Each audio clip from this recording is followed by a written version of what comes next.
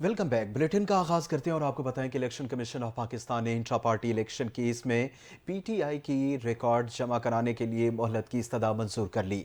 PTI intra party election की समाअत 2 अक्टूबर तक मुलतवी कर दी गई। इलेक्शन कमीशन में पीटीआई इंट्रा पार्टी केस की समाअत हुई। चेयरमैन पीटीआई ने रिकॉर्ड जमा कराने के लिए 10 रोज मांग लिए। कमीशन ने बैरिस्टर गौहर से इस्तफसार किया कि आपके इंट्रा पार्टी इलेक्शन कहाँ हुए थे, जिस पर चेयरमैन पीटीआई ने कहा कि हमने चारों सूबों और इस्लामाबाद में इलेक्शन कराए। मेंबर केपी ने कहा कि फर्ज करें हम पीटीआई इंट्रा पार्टी इलेक्शन तस्लीम नहीं करते। इलेक्शन एक्ट के तहत पार्टी पर 5 साल की पाबंदी लग सकती है। इंट्रा पार्टी इलेक्शन न कराने पर हम क्या कार्रवाई कर सकते हैं? बैरिस्टर गौहर ने कहा कि हम आपको इस मामले पर भरपूर मुआवनत फराहम करेंगे।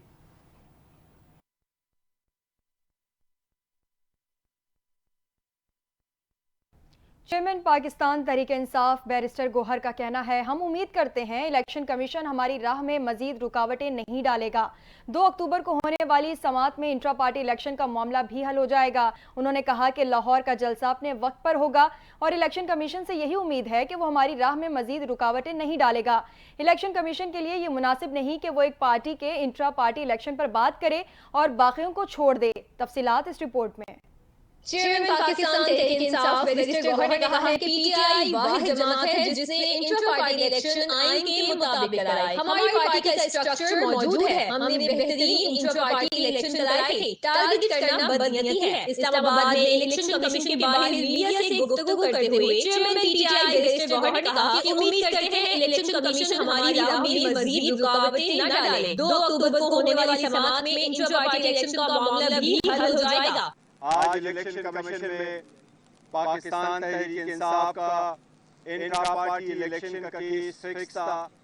इस केस में आज 2 अक्टूबर की डेट हुई है, क्योंकि इस इलेक्शन के कागजात जो हमने इलेक्शन कमीशन में फाइल किए थे वो अभी तक बदस्तूर FIA के पास है।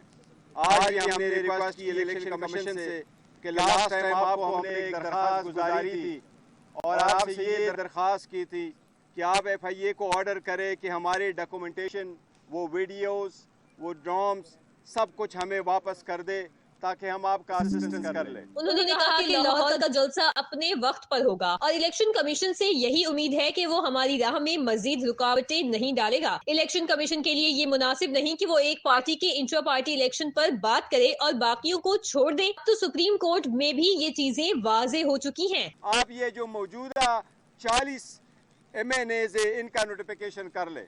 अब इंशाल्लाह ताला 2 तारीख को है, हमें उम्मीद है इंशाल्लाह ताला ये मैटर इस मरतबा सेटल हो जाएगा। सुप्रीम कोर्ट ऑलरेडी इस मसले को हल कर चुकी है। हमें उम्मीद है इंशाल्लाह इलेक्शन कमीशन इस मरतबा मजीद रोड़े नहीं अटकाएगा और इंशाल्लाह हमारे इलेक्शन को एक्सेप्ट करेगा। बैरिस्टर गौहर ने कहा कि तहरीक इंसाफ का इंट्रा पार्टी इलेक्शन का केस समाअत के लिए मुकर्रर था। हमने जो दस्तावेजात जमा कराए थे वो अभी FIA के पास हैं। हमने दरखास्त की थी कि FIA से तमाम दस्तावेजात तलब की जाएं। और रूस के नायब वज़ीर आज़म 2 रोज़ा दौरे पर पाकिस्तान पहुंचे। पाकिस्तान के नायब वज़ीर आज़म इसहाक डार से मुलाकात के बाद प्रेस कॉन्फ्रेंस में पाकिस्तान के शानदार इस्तकबाल पर शुक्रिया अदा करते हुए कहा कि दोनों मुमालिक तिजारत, मुआशी और सकाफती ताल्लुकात के फ़रोग़ के लिए पुरज़्म हैं। आज की मुलाकात में मुआशी तावन समेत मुख्तलिफ उमूर पर बातचीत हुई। इसहाक डार ने गुफ्तगू करते हुए कहा कि रूसी नायब वज़ीर आज़म को वफ़द के साथ इस्लामाबाद खुशामदीद कहते हैं। दोनों मुमालिक के दो तरफ़ा और बराबरी के ताल्लुकात चाहते हैं। पाकिस्तान दोनों मुमालिक के दरमियान मुआशी ताल्लुकात बढ़ाने का ख्वाहां है। दोनों मुमालिक के तिजारती और मुआशी ताल्लुकात में इजाफा खुशाइंद है। अफगानिस्तान में अमन और इस्तेहकाम के लिए मुश्तरका कोशिशें जारी रखने पर इत्तफाक किया गया। रूस फिलिस्तीन में बर्बरियत के खात्मे के लिए किरदार जारी रखेगा। पाकिस्तान रूस के साथ ताल्लुकात के फरोग में इजाफे के लिए पुरज़्म है।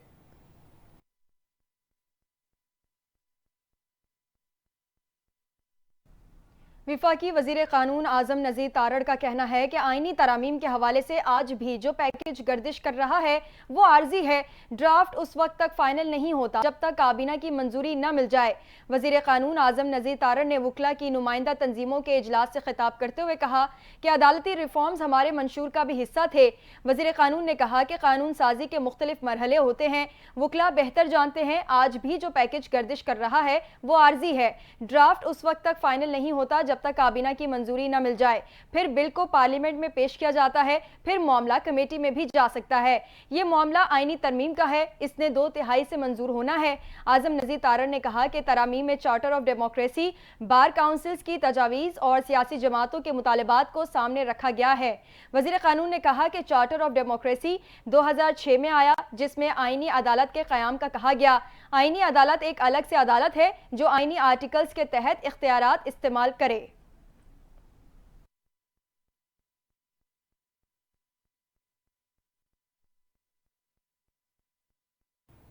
फारूक एच नाहिक का कहना है कि पाकिस्तान आज जिन मसाइल का शिकार है उसका हल आईनी अदालत है।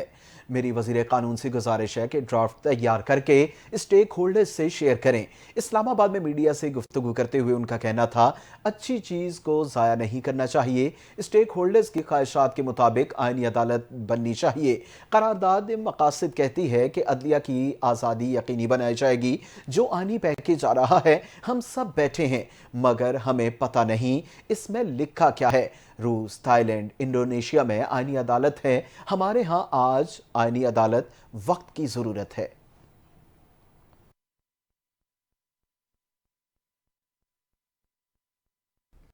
जमीयत उलमा इस्लाम फ़े के सरबराह मौलाना फजलुर रहमान ने आईनी तरामीम पर हुकूमत का मुसव्वदा मुकम्मल तौर पर मुस्तरद कर दिया है। रहनुमा पाकिस्तान तहरीक इंसाफ असद कैसर की रिहाइश गाह पर जोराने के बाद मीडिया से गैर रस्मी गुफ्तगू करते हुए फजलुर रहमान का कहना था कि अब हुकूमत ये कह रही है ये हमारा मुसव्वदा नहीं था।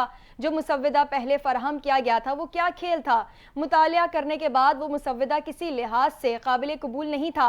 ये कौम से बड़ी खयानत होती अगर उसका साथ देते।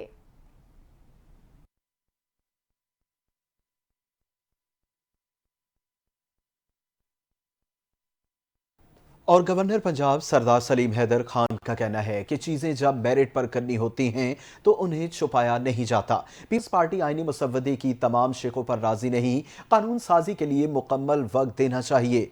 उनका कहना था कि आईनी तरमीम के हवाले से जो एक्सरसाइज हुई वो मुनासिब नहीं थी।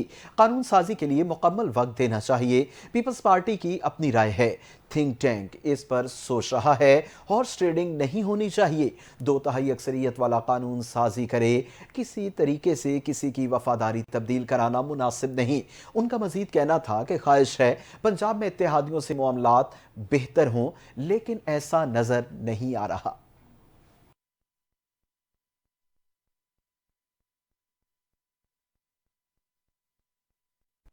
वज़ीर इत्तलात अता तारड़ ने कहा है कि आईनी तरमीम पर इत्तेफाक राय पैदा जा रहा है। इस्लामाबाद में प्रेस कॉन्फ्रेंस करते हुए उन्होंने कहा कि आईनी तरमीम के हवाले से वसी तर मुशावरत का सिलसिला जारी है। तमाम सियासी जमातों ने ना सिर्फ इस पर गुफ्तो शनीद की बल्कि कोशिश की कि इस पर इत्तेफाक राय पैदा हो। उन्होंने कहा कि दुनिया के मुख्तलिफ ममालिक में सुप्रीम कोर्ट अलग और आईनी अदालतें अलग होती हैं। आईनी मामलात आईनी अदालतों में जाते हैं ताकि आम शहरियों को इंसाफ की राह में रुकावट ना आए और उनके केसेस जल्द अपने मंतकी अंजाम तक पहुंच सकें। पाकिस्तान में 9 मई के वाक़यात के फैसले अब तक नहीं हो सके।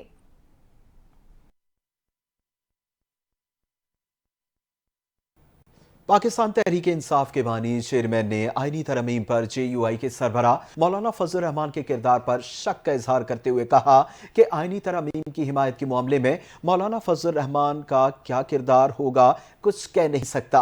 अडयाला जेल रावलपिंडी में मीडिया से बातचीत के दौरान सहाफ़ी ने साबिक वज़ीर आज़म से सवाल किया कि आप आईनी तरमीम के मामले पर मौलाना फजल रहमान का किरदार कैसे देखते हैं, जिस पर बानी PTI ने चेहरे पर एक खास तासुर देते हुए कहा कि मौलाना के किरदार अदा करने पर कुछ नहीं कह सकता।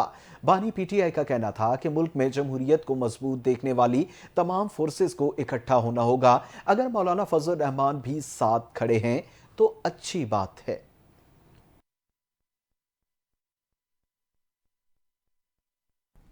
رہنما پاکستان تحریک انصاف اور رکن قومی اسمبلی علی محمد خان نے کہا ہے کہ سینٹ تو مکمل ہی نہیں، سینٹ سے ترامیم کیسے منظور ہو سکتی ہیں۔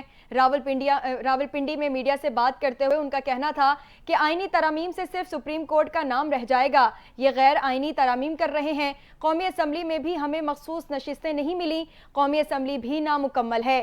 علی محمد خان نے کہا کہ پہلے ہمیں ہمارا مینڈیٹ دیا جائے، بانی پی ٹی آئی کو رہا کیا جائے۔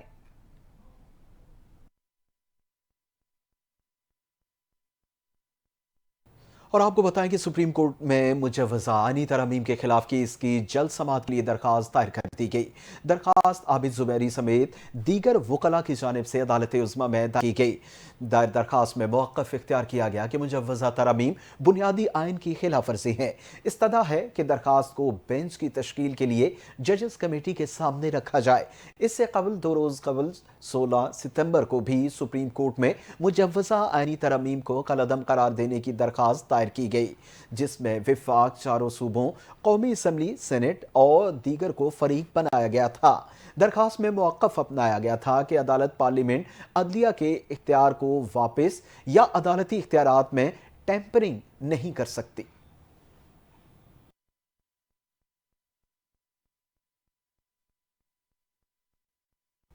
خبروں کا سلسلہ آگے بڑھاتے ہیں اور آپ کو بتائیں کہ پاکستان تحریک انصاف کے رہنما رؤف حسن کے جبران الیاس کے ساتھ واٹس ایپ پیغامات سامنے آ گئے۔ جبران الیاس کا ریاست مخالف بیانیہ بے نقاب ہو گیا۔ سیکیورٹی ذرائع کے مطابق جبران الیاس بیرون ملک سے پی ٹی آئی کا ریاست مخالف بیانیہ چلا رہا ہے۔ رؤف حسن کے ساتھ واٹس ایپ پیغامات نے اس سازش کا پول کھول دیا۔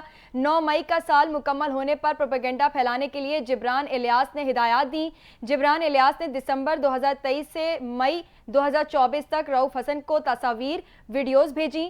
سیکیورٹی ذرائع کے مطابق جبران الیاس نے پروپیگنڈے کے لیے 9 مئی سے متعلقہ فتنہ پھیلانے والی ویڈیوز بھیجیں۔ جبران الیاس نے ججز کے ریمارکس بھی پروپیگنڈے کے لیے شیئر کیے۔ جبران نے پروپیگنڈے کے لیے رؤف حسن کو واٹس ایپ پر ہدایات دیں۔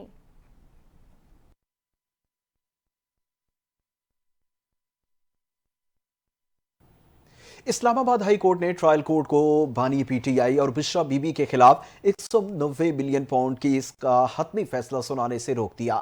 ہائی کورٹ میں 190 ملین پاؤنڈ کیس میں بانی پی ٹی آئی اور بشرا بی بی کی بریت کی درخواستوں کی سماعت ہوئی۔ چیف جسٹس عامر فاروق اور جسٹس میاں گل حسن اورنگزیب نے رجسٹرار آفس کے اعتراضات کے ساتھ درخواستوں پر سماعت کی۔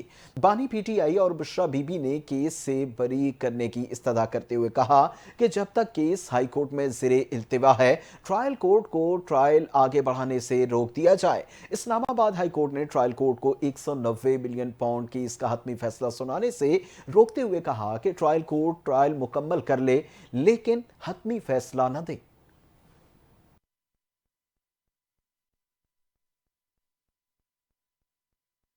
صدر آصف زرداری نے مقبوضہ جموں کشمیر میں قانون ساز اسمبلی کے انتخابات مسترد کرتے ہوئے کہا کہ اسمبلی کے انتخابات کشمیری عوام کے حق خودداریت کا نعم البدن نہیں ہو سکتا۔ مقبوضہ جموں کشمیر میں ایسے انتخابات کشمیری عوام کے لیے ناقابل قبول ہیں۔ عالمی برادری مودی حکومت کو مقبوضہ جموں کشمیر میں جاری انسانی حقوق کی خلاف ورزیوں پر جواب دہ ٹھہرائے۔ صدر مملکت نے مقبوضہ جموں کشمیر میں قانون ساز اسمبلی کے انتخابات کی مذمت کرتے ہوئے کہا، انتخابات غیر قانونی قبضے کو مستحکم کرنے کی بھارت کی حکمت عملی کا حصہ ہیں۔ ایسے اقدامات جموں کشمیر پر بھارتی قبضے کو قانونی حیثیت نہیں دے سکتے۔